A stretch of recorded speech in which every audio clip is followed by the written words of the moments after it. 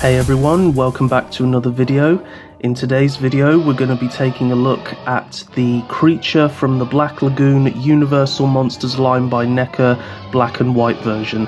So yeah, as you guys know, I've been collecting Neca for quite a few years now, done many reviews on the channel, but I have to say, out of all the figures they've done, I think their Universal Monsters line is definitely the most impressive, and probably the only line where I haven't actually had many issues with the figures. The figures build and the figures quality just seem to be so much better in general.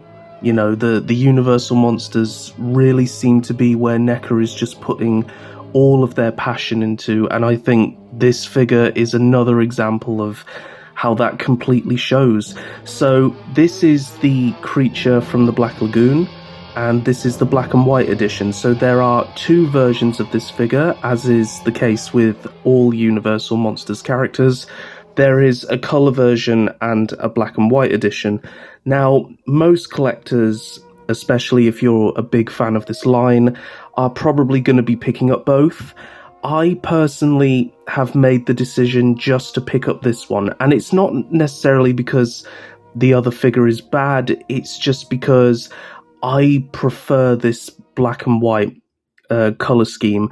I'm not so sure about the colour one. Obviously, it was a black and white film, and I think lots of people have said that the colour one just isn't quite right, you know, the way they've sort of brushed that gold over the top. So I've decided to go with the black and white version, not only because it looks like an absolutely brilliant figure, but just because I think I've always felt as though the black and white versions, the detail just stands out so much more. For example, a figure that I do have both of the releases for, the black and white and the colour, is the Neca Frankenstein. And as much as I love the colour Frankenstein, I think it's an absolutely fantastic figure and the paint's brilliant and, you know, all that. I must admit, I do actually prefer the black and white one. Let me know down in the comments below, guys, what do you prefer? Do you prefer the black and white or the colour? Honestly, I think regardless of which one you get, they're both fantastic figures, and fundamentally they are exactly the same figure, you know, in terms of structure, build quality, everything. It's really just the paint colour that's different. But what I love about the black and white figures is how they've been able to maintain all of the detail, but with a limited color palette. Obviously, when things are done in black and white, it's essentially just multiple different shades of gray, you know, in various different lights and darks all together. And I just think that that sort of simpler paint style really helps to highlight the sculpted details, especially in this lighting. You can see the scales, the fins, all the detail on the face, the claws, and all that detail is present on the colour one, like I say.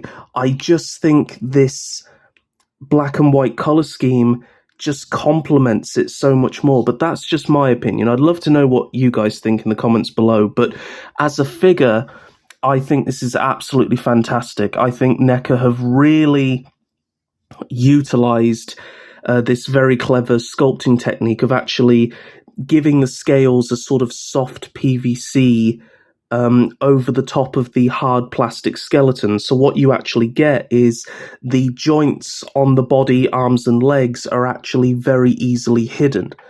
As you see, by bending the arm here, it's near impossible to see the joints. So that's very, very clever, and I have to say it works really well. On the back, you can see that the sort of, I'm not sure what that is, a fin down the back. I haven't seen the film yet, guys, just so you know, but I do want to get round to watching it. I hope it's a great film. I heard about that controversy with the lady who designed the creature and how she wasn't credited for it, but it's great that now she's getting the credit she deserves. That's horrible that that happened. But honestly, her costume, looking at this figure, it's just so wonderfully detailed. And, you know, for the time, I think it must have really blown people away. And so you have all the scales here, all kind of layered, which is really nice. And that soft PVC plastic really gives you such motion in the articulation. and yet it's still able to hide the joint. The joints aren't too obvious. I'd say it's really only at the back where the fin sort of separates that it becomes obvious, but I don't think you're going to be displaying the figure from behind. So we'll take a look at the figure's accessories real quickly. He comes with many interchangeable hands. So he comes with a set of hands like this, kind of like almost reaching out. He comes with a set of hands like this, which I would say are more kind of monster, kind of clawing, which is really cool. And then lastly, they come with these, which I have to say I think are my favorites. Like, this is really reaching out like he's going to grab something. As you can see, you've got that wonderful detail in the palm of the hands, on the fingers, and the sort of webbing on the hands. It's very, very well done. Very well done. You've got the really nice sharp nails, a little bit warped at the edges, but that can always be fixed with some hot water or even a hairdryer. Just straighten that out. And lastly, we have the two interchangeable head sculpts. So you have the head sculpt on the figure, which actually in the box was actually this head sculpt, but I've since swapped it to that, and I'll show you guys why in a moment. So you have the closed mouth head and the open mouth head, both very, very nicely sculpted, very nicely painted, wonderful quality. I'm just noticing small details during this review, like those little dots on the top. Very, very nice. The eyes are really, really creepy. They're kind of blank, but they just look so strange. I think the biggest off-putter for me with the color version was the silly red lips. It kind of looks like he's wearing lipstick.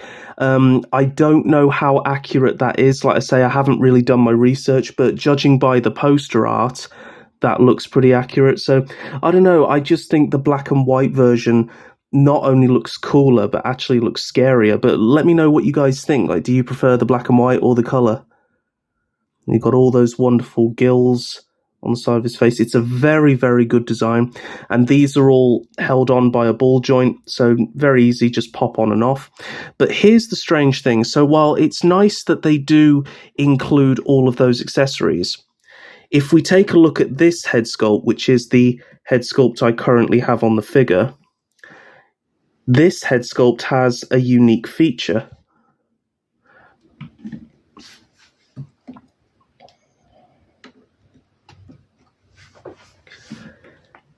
And that feature is an articulated mouth, which I think is really, really cool. It's very cool that we start to see this kind of thing on a 7-inch figure. You've actually got an articulated mouth. You don't see a lot of this stuff even on 1/6 scale figures, so this is really, really cool. And it's just on a simple hinge joint. It's difficult to see, but in person, you can actually see the hinge, which is why some of you, if you want the mouth open, you might want to go with this head sculpt, but this mouth can actually open wider, so this is right the way open.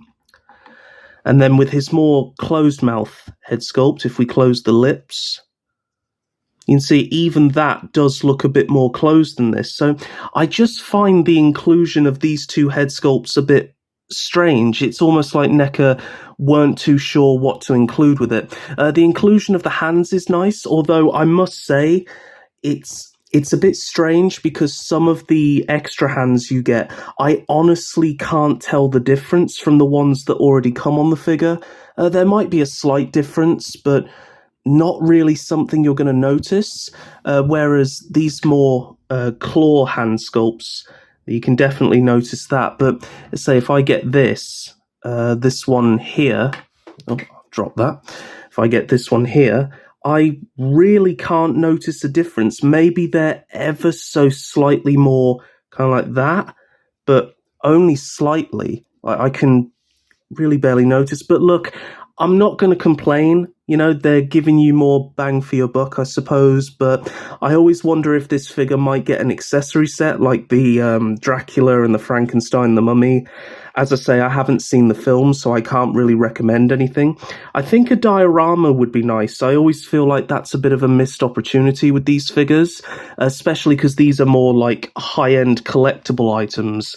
You know, maybe just a diorama base might just add like maybe a bit of sand, some seaweed and rocks would really tie in this figure nicely, I think.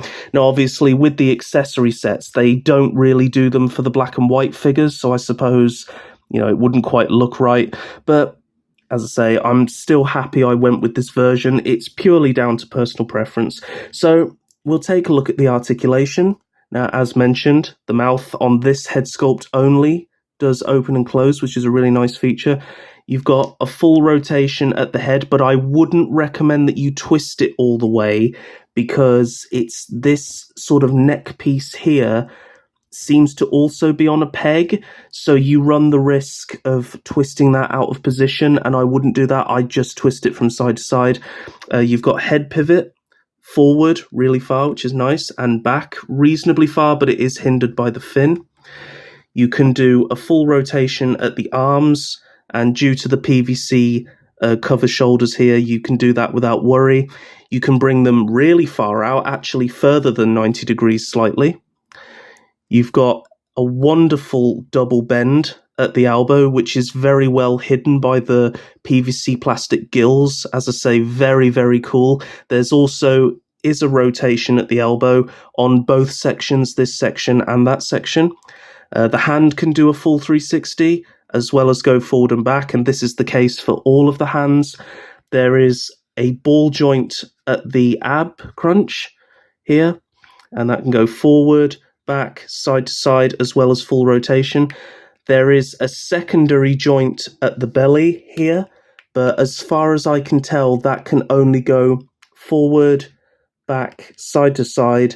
It can do a rotation if you want to, but I would just be careful when doing that because you don't want to misalign any of the PVC scales. The legs have been given the proper ball peg joints, which I am deeply frustrated Neca aren't using on all of their figures. It only seems to be the Universal Monsters and their Alien 40th anniversary line. I love these ball joints. I hope Neca gets rid of those horrible ball ones entirely. I want these pegs because they're just so much better. The legs don't get floppy. They're really, really good joints. So the legs can swivel as well as come out to the side and go forward reasonably far, but you don't want to push them too far. And I would recommend that you don't leave the figure posed like this because it will sadly warp the PVC plastic. But as I say, you can still get him into some poses, but just don't apply too much pressure to this rubber piece here. And then you have a very nice double bend on the knee, although this is quite stiff, so I'd just be careful with that. As well as the rotation here. As you can see, the PVC scale is hiding the knee joint really well. And then down at the feet, you can go forward and back. There is a pivot from side to side, which is always good. I think all action figures should have this. It just makes them much easier to stand, and you also do have a rotation. So overall, the articulation is brilliant, and if you've collected any of the other Universal Monsters, yeah, the articulation carries over to this figure. And what's even more impressive is how they've managed that with such a difficult sculpt, and they've made the joints so seamless and just blend in with the figure so well. I'm super impressed with this one. I'm not gonna lie, guys, I think this is definitely one of my favourite Neca figures, or at least favourites that they've done recently.